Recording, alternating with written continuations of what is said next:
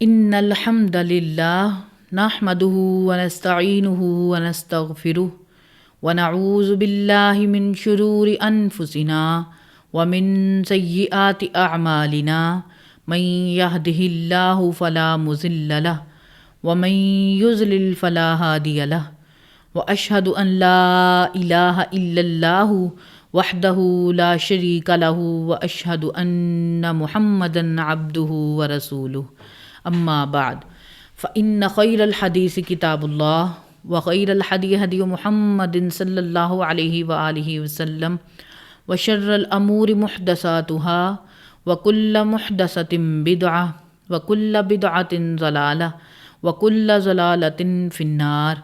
اعوذ باللہ السمیع العلیم من الشیطان الرجیم من حمزہ ونفخہ ونفثہ۔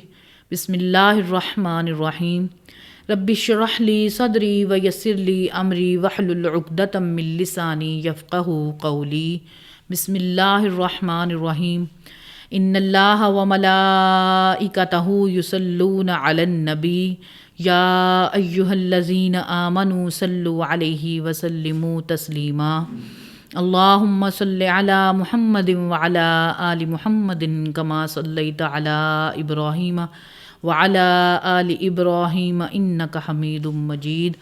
اللہم بارک علی محمد وعلی آل محمد کما بارکت علی ابراہیم وعلى آل ابراہیم انک حمید مجید۔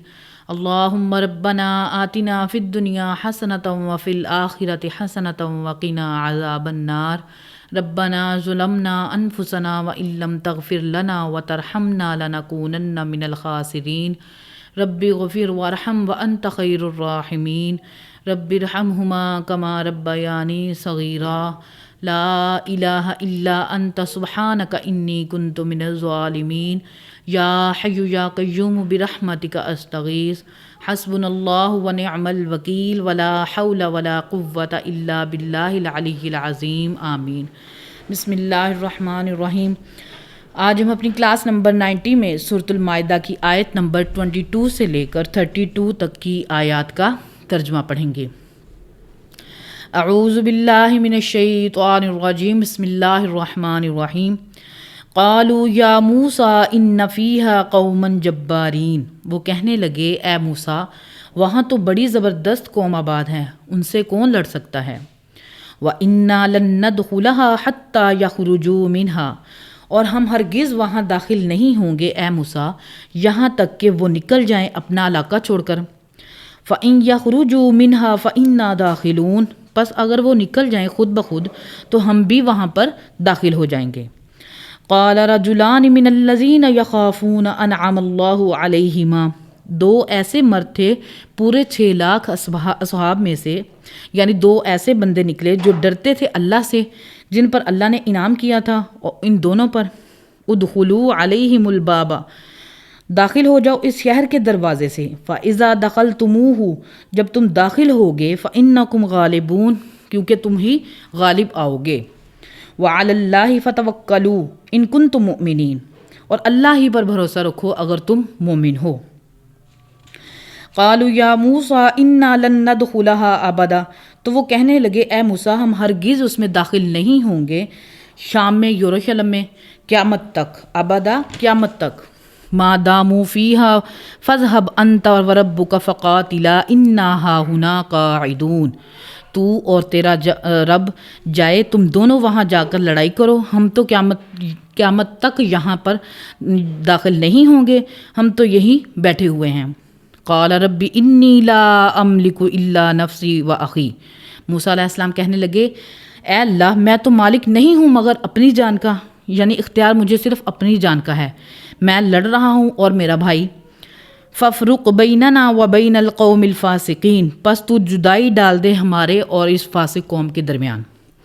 قال فإنها محرمۃ علیہم 40 سنہ، تو اللہ تعالیٰ نے فرمایا اگر ایسا ہی ہے تو ہم نے حرام کر دی ہے یہ سرزمین ان بنی اسرائیل پر 40 سال تک، یتیہون فی الارض، یہ اسی طرح بھٹکتے رہیں گے صحرائے سینا کے اندر۔ فلا تأس علی القوم الفاسقین، پس نہ تم افسوس کرو نہ غم کرو فاسق لوگوں پر۔ وَاتْلُ عَلَيْهِمْ نَبَأَ ابْنَيْ آدَمَ بِالْحَقِّ، اے نبی ان کو پڑھ کر سنائیے آدم کے 2 بچوں کا واقعہ ٹھیک ٹھیک۔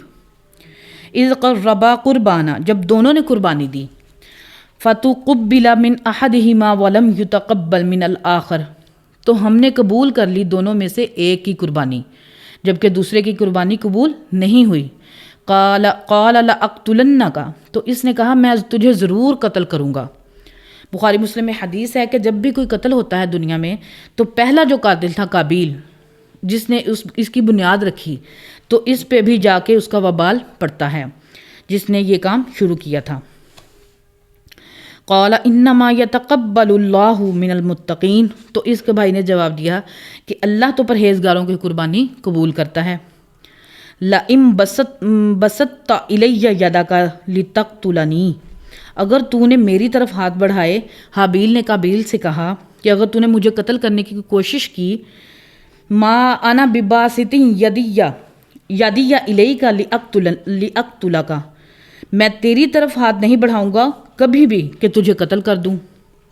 انی اخاف اللہ رب العالمین، بے شک میں ڈرتا ہوں اللہ تعالیٰ سے جو تمام جہانوں کا پالنے والا ہے۔ انی ارید ان تبوء باسمی و اسمک فتکون من اصحاب النار، تو دیکھو میں تو یہ چاہتا ہوں کہ اگر تم اس بدبختی پر اترے ہوئے ہو کہ تم میرے گناہوں کا بوجھ بھی اٹھا لو گے اور اپنے گناہوں کا بھی، تو پس ہو جاؤ گے تم دوزخیوں میں سے۔ وَذَلِكَ جَزَاءُ الظَّالِمِينَ، یہ تو بدلہ ہے ظلم کرنے والوں کا۔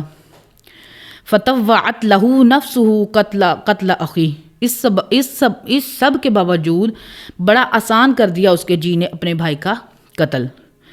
فَقَتَلَهُ فَأَصْبَحَ مِنَ الْخَاسِرِينَ، پس اس نے اس کا قتل کر دیا، پس وہ ہو گیا نقصان اٹھانے والوں میں سے۔ فَبَعَثَ اللَّهُ غُرَابًا يَبْحَثُ فِي الْأَرْضِ، تو اللہ تعالیٰ نے ایک کوّا بھیجا جو کھودتا تھا زمین، لِيُرِيَهُ كَيْفَ يُوَارِي سَوْءَةَ أَخِيهِ، تاکہ وہ دکھائے کہ کس طرح اس نے اپنے بھائی کی لاش چھپانی ہے۔ قَالَ يَا وَيْلَتَا أَعْجَزْتُ أَنْ أَكُونَ مِثْلَ هَذَا الْغُرَابِ، تو وہ کہنے لگا کہ ہائے افسوس، میں تو اس کوے کی مانند بھی نہ ہو سکا۔ فَأُوَارِيَ سَوْءَةَ أَخِي فَأَصْبَحَ مِنَ النَّادِمِينَ، کہ میں اپنے بھائی کی لاش چھپا دیتا اور یوں وہ پچھتانے والوں میں ہو گیا۔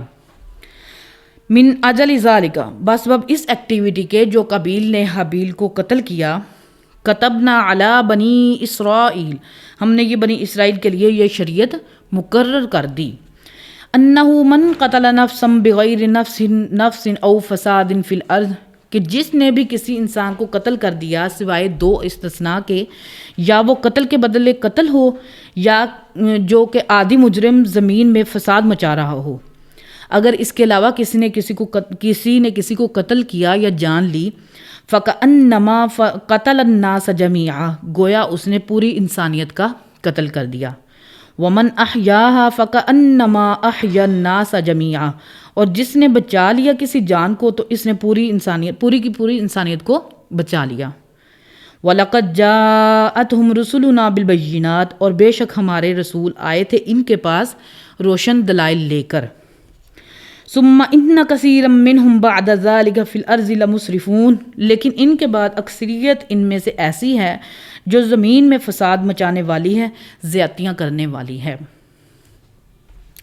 کل انشاءاللہ العزیز ہم اگلی آیات کا ترجمہ کریں گے انشاءاللہ، اور اللہ تعالی ہمارے دلوں میں حق بات کو راسخ فرمائے اور کتاب و سنت کی تعلیمات پر عمل کر کے اس کو لوگوں تک پہنچانے کی توفیق عطا فرمائے، آمین۔ سبحان ربک رب العزت عما یصفون وسلام علی المرسلین والحمد للہ رب العالمین۔